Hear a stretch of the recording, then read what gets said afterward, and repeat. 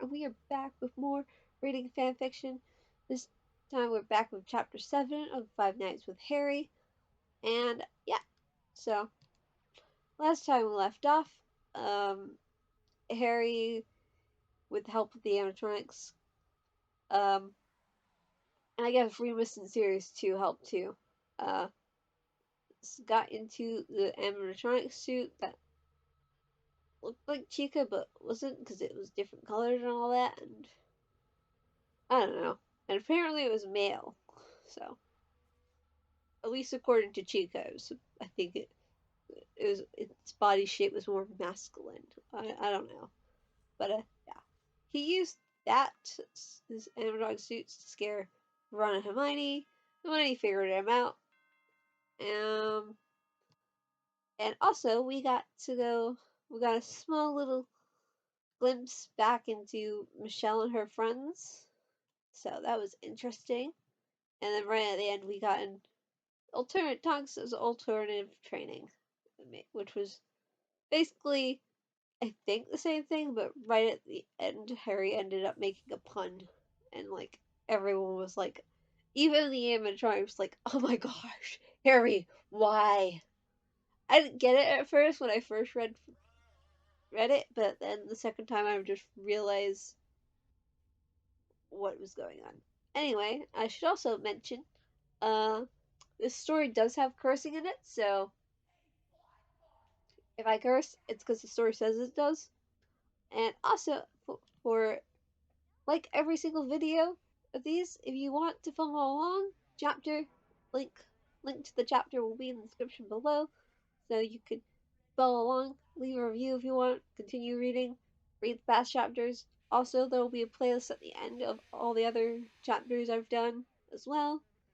Yeah, and we've also read Expect the Unexpected, which is another FNAF story, which features Ruby, who is probably my favorite OC character of all time. Like when it comes to original characters and trying to remember them, she's the one that sticks in my mind the most. Like I absolutely adore her. So, but enough about that because we're not. This isn't expected. This is Five Nights with Harry, and yeah. So let's get right into this. With a glance at the still cursing Hermione, Ron coughed into one hand. Mate, he shivered some as Harry turned his head. Then, that thing looks creepy with him in it. After a moment, the redhead shook it off as he tried to ignore the two green orbs that seemed to look right into him. I just realized something. Harry wears glasses, unless at some point during the story he got his eyes magically fixed or something. But where are his glasses? Unless he's wearing contact lenses, that could. I don't know. Anyway, uh, we came to, well, talk. A hiss that came from the side caused them to turn to see Hermione glare at their friend. And then you pulled this?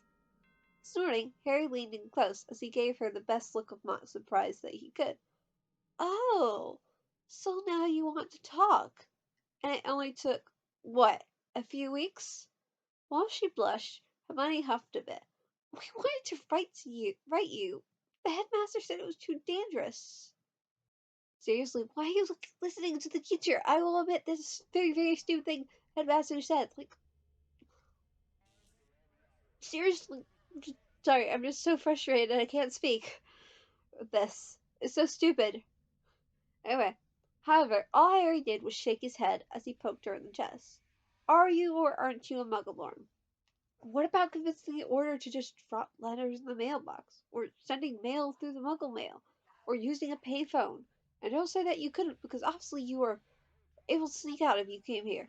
Wouldn't have been much trouble to sneak out and get to a mailbox or a payphone and just talk with me.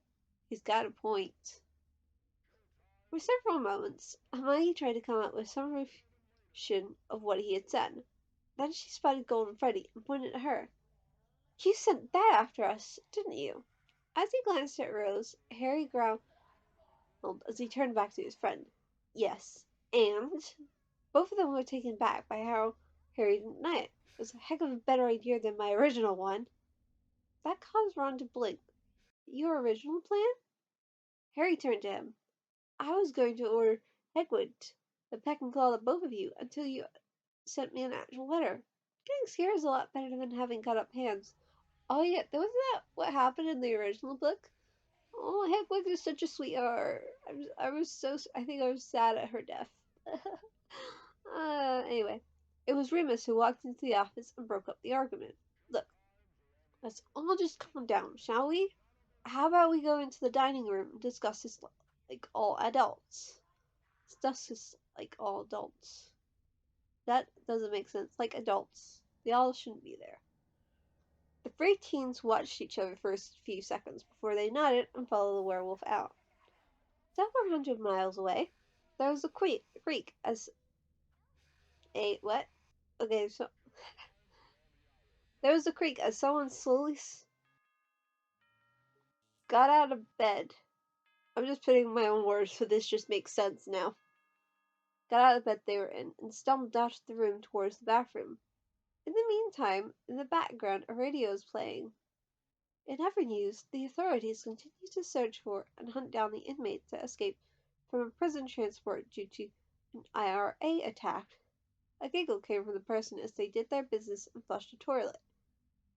The public is asked to keep an eye out and report any sightings of the escapees to the local police and hotlines. Be aware that a number are dangerous. Still giggling, the figure stepped over the body that lay in the hallway as it looked at the clock. Time to go. Oh.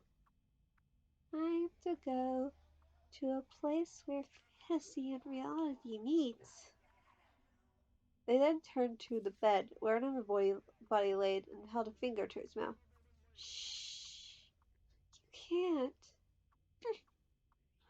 Another giggle escaped his mouth as it talked in a sing-song tone. You can't stop the joy of creation. When it slunk out the house and left the gruesome scene it had created behind, the man grinned in the moonlight, which caused the bruises on his body to look purple. I will always be there.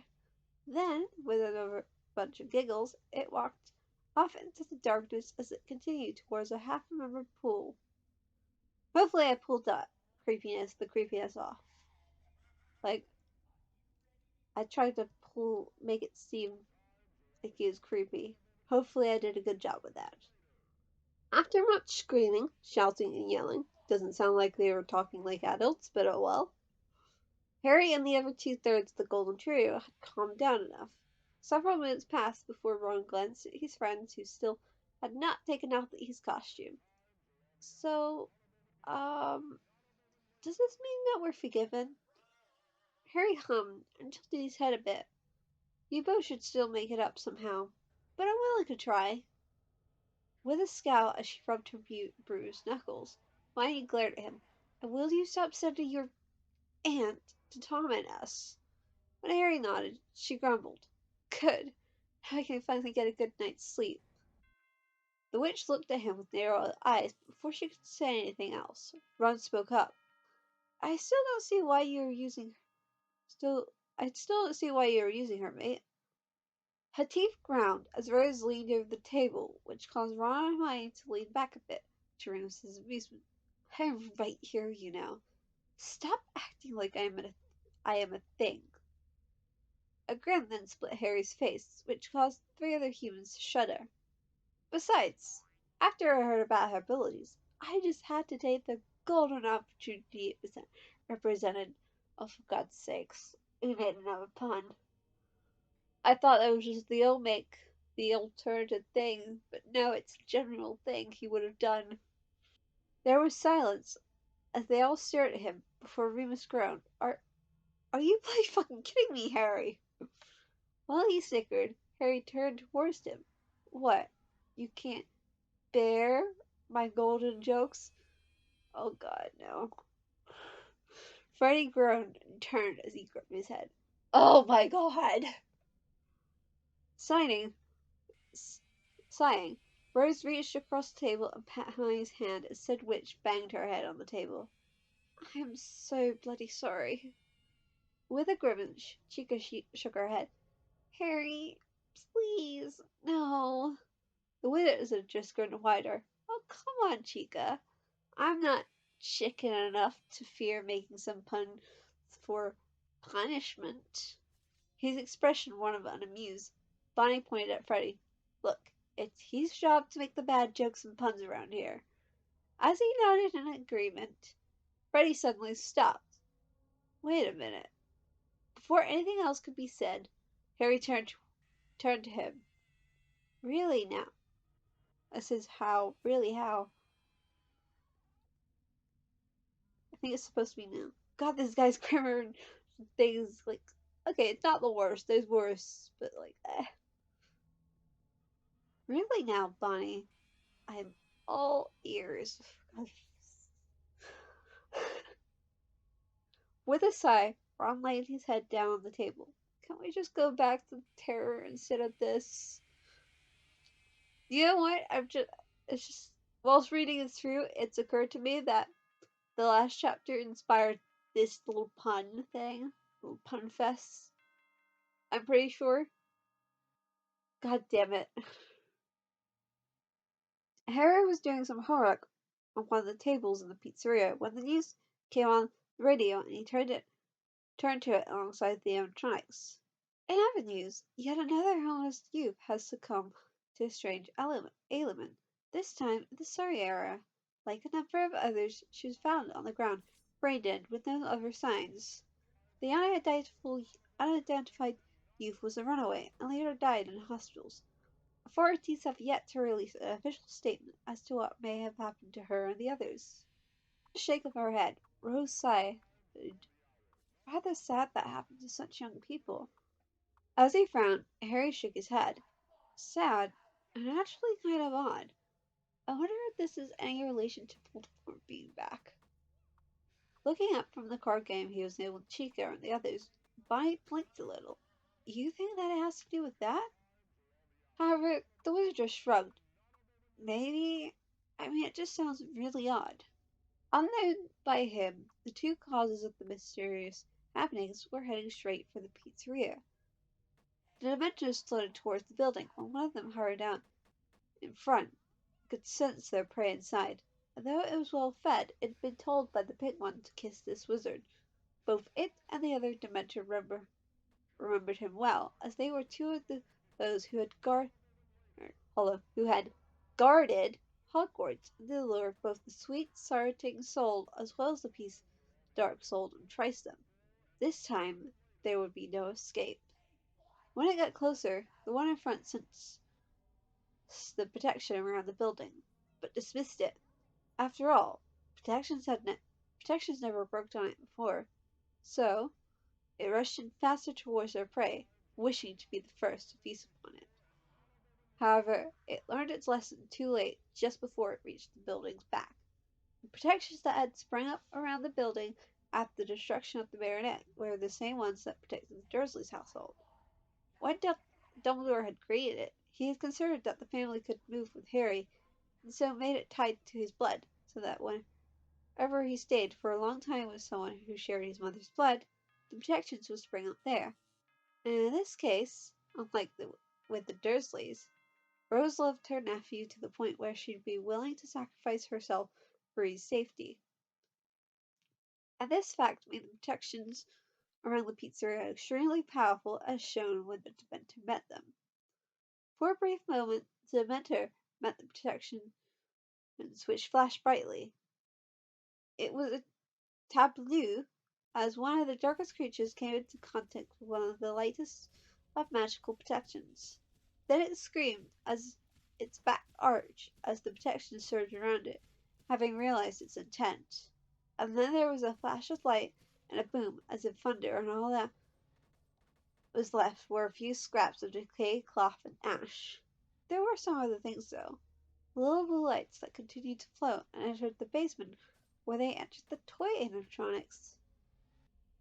Outside, the second Dementor stopped as it saw its partner's demise.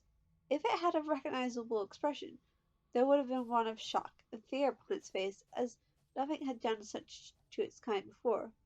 Then, as if it had been targeted, it shot off with a screech and soon disappeared into the night. Inside the pizzeria, Harry and the animatronics all jumped all jumped as they heard the noises outside. What the bloody hell was that? Chica looked around and shivered a bit. I don't know, but whatever it was, it scared the pizza out of me. With a frown, Harry got up and turned to the others. Okay, guys, I'm gonna just check the outside doors from the inside. Make sure they're all secure. Want to help? At their nods, he started to walk towards the first one. Meanwhile, downstairs in the basement, the toy animatronics began to twitch and spasm. Looks like we're getting the toy animatronics. Yay! So they're not going to be crazy now. I shouldn't have said that. Spoilers. Anyway, continuing on. A 7-year-old Harry was sitting at a table by himself as he watched the Fazbear Gang singing up on stage. Suddenly, there was a clatter, and he turned as the plate with a slice of pizza and a cup of soda was placed in front of him. There you are, Harry. Harry looked up and smiled. Aya! The day guard sat down next to him with a smile, as her blue eyes sparkled. She took a quick glance at the tablet in her hands before she nodded. Hey there, Harry. How are you today? With a blush, Harry shivered a little. I'm okay, Aya. Even though part of her wanted to coo at the adorableness that just oozed from him and grab him into a hug, Aya held herself back as she sipped at her own soda. Now, that is a good thing to hear, Harry. She then took note of the look of joy he had as he looked at the Fazbear Gang and smiled. Want to hear a story for when I was a kid watching them? At his nod, she began. It was 1977, and they had just opened here. The world around them blurred, and soon Aya was in front of her boss, who wiped his sweaty face. So you understand, Aya. We just covered the night shift for a few days. After some thought, Aya nodded a bit before she softly smiled. I don't mind, though I'm going to miss Harry for the next couple of days. She had to blink, though, as her boss had a look of sadness on his face before he cleared his throat. Yes, well, I've made sure they'll continue to get free food and drinks when he drops by, as well as making sure that the employees won't bother him if he's here for a few hours. He then turned around and started to walk away. It's the least I can do for you. Once more, Aya had to blink the strange actions of her employer. Weird. The scene blurs again to show Aya in her chair screaming as Chica grabbed her. Here, out of your suit! Roll breaker! Aya managed to break the hole and run for the door, but at the last moment, Chica managed to grab her leg. Ha! Just as Chica managed to nearly get her to the door, Aya grabbed the desk's leg and wrapped her arms around it. Let go! Let go! Why are you doing this, Chica? You're my favorite! For a brief moment, Chica glitched. It was then that Aya could swear she saw self-loathing and hate in Chica's gaze, as well as deep sadness. Then it was over, and Chica yanked on her leg, which had the effect of breaking her grip and sending her bodily across the floor. Aya's last thought before her head slammed into the doorway was of a little boy she cared deeply for, but she recognized as having a crush on her. I'm so sorry, Harry. With a sickening crack, Aya's head slammed into the doorframe, and she could feel something break before darkness overtook her. With a gasp, Harry sat up straight in his office chair and held his head. What? He tried to piece together the dream that he just had in his sleepy state, but the dream had already slipped through his metaphorical fingers like so much sand. All Harry could remember was a day guard he knew years before, and one of the few people to treat him with kindness as he grew up in the Dursley household. However, he had been told that she had moved away many years before. Aya? With a shake of his head as the last of the dream faded, he looked at the clock on a desk and frowned. 10:50. Smacking his lips, Harry leaned back into his chair and sighed as he slowly slipped back into slumber. Bloody Dagard need you to get up early. Once more, Harry found himself having the usual nightmare in the graveyard.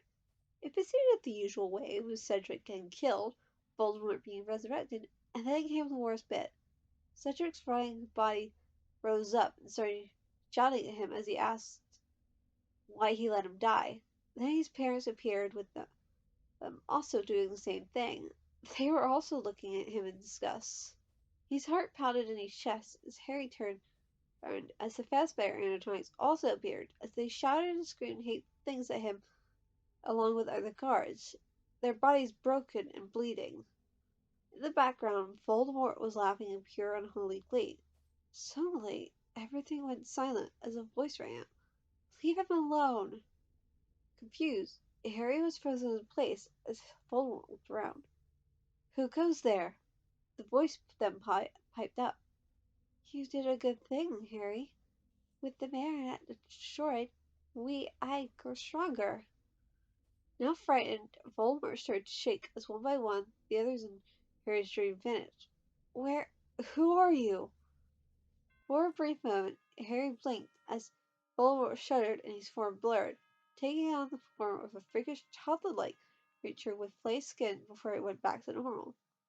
Leave him alone. He is mine, ours. Harry could feel the scar on his head hurting, as if something was burning, as Voldemort shuddered in fear. What are you? Who are you? Suddenly, Harry felt something press against his back that felt female, something that felt like an arm.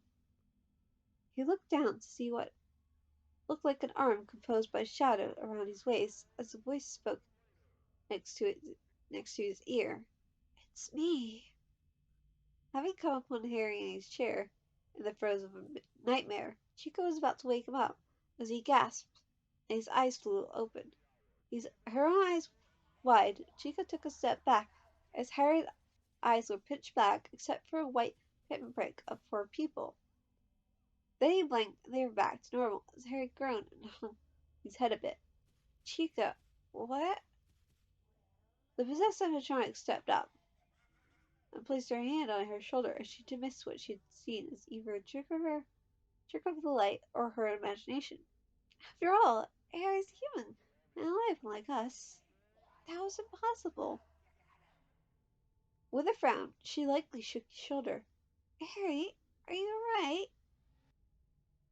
In the pain from his scar, Harry felt something drip down. Yeah, just a bad dream. When he looked up, he noticed that Chica looked shocked by something as she started to dig in his desk. Chica? When she turned around, she had a cotton ball in her hand that Harry recognized as being from the first aid kit in the office. Stay still. Your scar is bleeding some. As he blinked, she dabbed at him. It's bleeding? All she could do was frown some. Huh. I wonder if I hit it on something. Her eyebrows. She has eyebrows? I don't know. Her eyebrows furrowed in confusion. Chica shrugged some. Maybe. Though some of it seems black? At her worried expression, she shook her head. Not much. Just a few drops. Then, to his surprise, she grimaced as he hissed as an overpulsive pain came through and drifted through his head from the area around his scar. One moment, the wizard's eyes widened as she easily lifted him up and began to walk out with him in a bridal carry. What are you doing, Chica? All Chica did was snort. You're hurt, and if you hit your head, I don't want you walking around. Now come on, I'll take you to the washroom so we can use the wet cloth. With a groan, Harry slumped back into her arms. Sounds good. Maybe some painkillers? If anyone had looked back into the office after they had left, they would have seen a female figure composite of shadow. Her eyes were large, bloodshot, and blue, as they sat in what seemed open eye sockets. The being's mouth was skull-like and showed all her teeth in a just grin as she stared at the door before she started to fade out.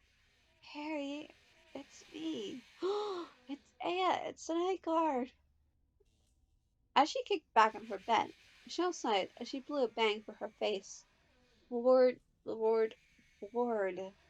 She glanced at her bedside table and slowly smiled, though, as she took it, the picture of her and her parents. Gently, Michelle took it off the stand and looked at it. Behind the picture, her with one hand on her shoulder, was the image of her father. Hold on. Behind the picture, her with one hand on her shoulder, was the image of her father with a rare smile. I wonder what you think of Harry, Dad. For a moment, Michelle thought it over, before she shrugged with an annoyed look. Probably respect him a bit for what he did, annoyed that he managed it, and pissed off that Harry got to destroy an animatronic and you didn't. With a sigh, she looked at the other person in the picture, her mom, Rebecca, better known as Dole, to her father and their friends. It was easy to see where Michelle got a lot of her looks from, though her mother did not have quite the same figure. Just the same, Dole had the same hair and eyes, as well as kindness. Granted, she usually had red-rimmed glasses on, which her father always said made her look adorable when he got in a sappy mood. You'd like him, Mom. He's a pretty good guy. Michelle then tapped her chin and thought, he's actually kind of a much less asholish version of Dad now that I think about it. Several minutes passed before she looked up at the calendar and smiled as she reached for the phone. The young woman then dialed a number and waited a few times before a voice that carried the tone of a young girl, though sounding mature, came over the phone. Hello, Fanny Fazbear's Pizzeria, where fantasy and fun and reality meet. We're close to the moment, I'm afraid. Letting out a giggle, Michelle smiled. Chica, it's me, Michelle. Michelle had to quickly pull the phone away from her ears with a grin, and Chica shouted, Shelly! Well, she laughed. Michelle brought the phone back to her ear. Yeah, it's me. So how are things with you and the others then? For the next several minutes, Chica regaled her with stories about what happened at the pizzeria recently. Once she started to wind down, Michelle spoke up. Hey, Chica, would you mind getting me Harry? I want to talk to him. There was silence before Michelle chuckled. You were just nodding, weren't you? The teacher in training could feel the embarrassment over the phone, barely kept from laughing at the response. No, of course not. Anyway, give me a moment, Shelly. Michelle did lose it as she heard Chica shout out of the room. Harry! Shelly's on the phone wanting to talk with you. Of course, Harry's response back did not help her in getting her laughter under control. What? She's on the phone? For how long? Chica huffed a bit. For a few minutes. Why? There was obvious annoyance in Harry's voice as it got closer. Why didn't you tell me? As she covered her mouth to keep from laughing too much, Michelle continued to listen as her face went red with tears in her eyes. I was having some girl talk with her, I'll have you know. I don't get it that often. Then she heard Rose's voice over the phone. Wait, what am I? Chopped liver? Sadly, Chica's response set her off again. You're not better than Foxy when it comes to girl talk, and he's a boy. There was the sound of a scuffle in the background for several moments, as well as Chica and Rose shouting at each other before Harry came on the phone. Michelle, you there? A laugh escaped from Michelle as she twirled the cord around one finger. Yeah, I'm here, Harry. Hope that you don't mind calling you. With a snort, Harry's voice gave the impression of two eyes rolling. You calling me is exactly the last thing that I would ever mind, Michelle. So what's up? The two started talking about whatever came to mind before Michelle finally got to why she'd called in the first place. Out of curiosity, Harry, do you have a day off? For a few moments, Harry was quiet as she could just imagine his confused expression before he answered. Actually, no. I'm pretty much here 7 days a week. After all, would you trust this bunch to take care of themselves if they were alone? As she rolled her eyes and ignored the sound of something smacking Harry in the back of the head as he yelped, Michelle glanced at the calendar. Well, Lisa and Erica, as well as myself, go to this nice little cafe on Charing Cross for a bit as an outing. There were two invited other friends from time to time, so not quite sure if she'd been asking what he thought. Harry's voice came through with a note of confusion. So, hopping, Michelle lose some hair out of her eyes. I wonder if you're free this Saturday to go and head on over. Both Erica and Lisa would like to get to know you a bit better after all, and this would be a good place to do it. Harry was silent for a few moments before she heard him answer. Sure, I can do that. He was cut off though by Foxy. Aha! I told you that Michelle was his girlfriend. They'd be going on a date, but they'd be in the background there was kissing sounds as Harry growled a bit. Excuse me for a moment, Michelle. A few minutes later she could hear a scuffle as Foxy yelled, Get back here right now, Foxy! Take it like a man! With a smile, she continued to listen in as Foxy's voice spoke up.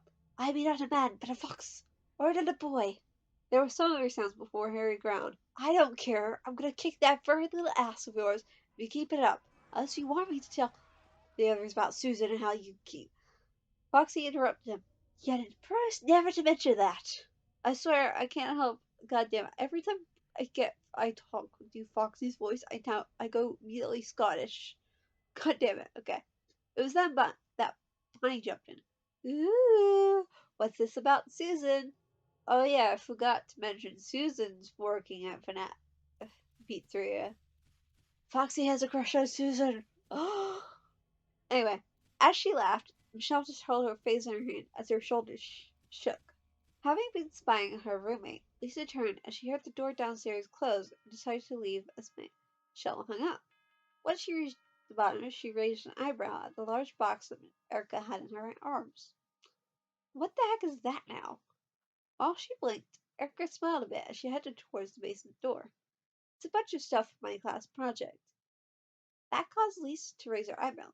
Hmm? That secret robotics project that you've been working on? Erica nodded as she reached for the doorknob with her tongue poking out from her lips. Yeah, I've got to put something together for the year-end project. This one will get me that top of the class grade for sure. Now curious, Lisa grabbed the doorknob and opened it before she turned on the basement lights. Basement light. Sounds neat. Mind me seeing? Just as Erica was about to say no, she thought it over and shrugged her shoulders. Sure, I don't mind. Hopefully my professor won't mind. After all, Professor Fritzmitz is a bit of a hard ass about people goofing off in his class. She then set the box down and walked over to a workbench where she grabbed a knife. Still, with how hard it was to get some parts, this is going to be awesome. With a raised eyebrow, Lisa hopped up to a stool and glanced at something covered by a large clock on what looked like a table. So, what is it? As she smiled, Erica grabbed the sheet and pulled it off to reveal a skeletal endoskeleton.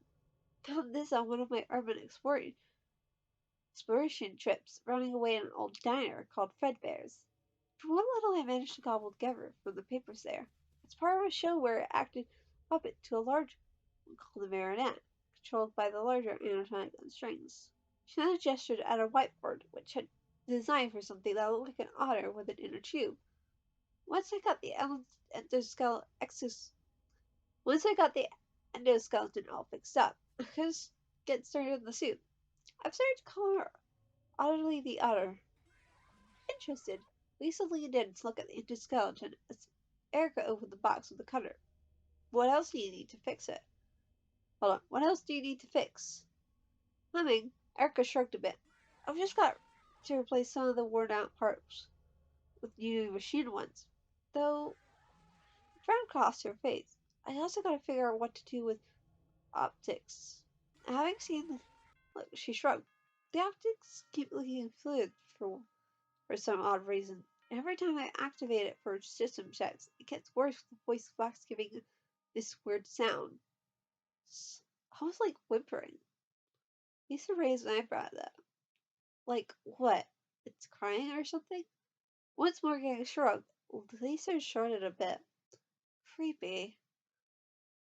All Erica did was roll her eyes before she reached over and gently patted the child's side endoskeleton on the head.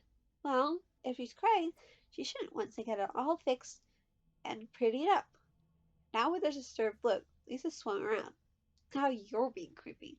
Thanks for that. Snickering, Erica started her nightly work. You're welcome. Shan glanced over at her. So, anything new with Michelle? There was an expression of a cat having eaten a canary on Lisa's face. Well, we can expect some company on our trip to the calf. And that is the end of chapter 7. That was, wow. That was longer than I thought. Or, hold on, that felt longer than it was. But anyway, that's the end of chapter 7. I hope you enjoyed. I forgot to mention this was written by um, Harry Lefferts, who hasn't written this, who hasn't updated the story since 2016. And the last time he updated was 2016. So who knows what's happened to this guy? So okay, so we haven't seen this guy since 2016 at the very least. So who knows what happened to him? Anyway, I hope you enjoyed the story. If you did, leave a like. Be sure to subscribe for more stuff like this, as well as Robots games. At the moment, I'm reading this and Expecting Unexpected, which I mentioned at the beginning of the video. Yeah. And comment down below any other fanfics you want me to read. Maybe read in the future. I'll take a look. I have some ideas of what I want to do. And also be sure to follow me on Twitter. I don't really tweet much, but at all, because I've discovered scheduling. So, but anyway, I'll see you next Friday with a new video. Bye!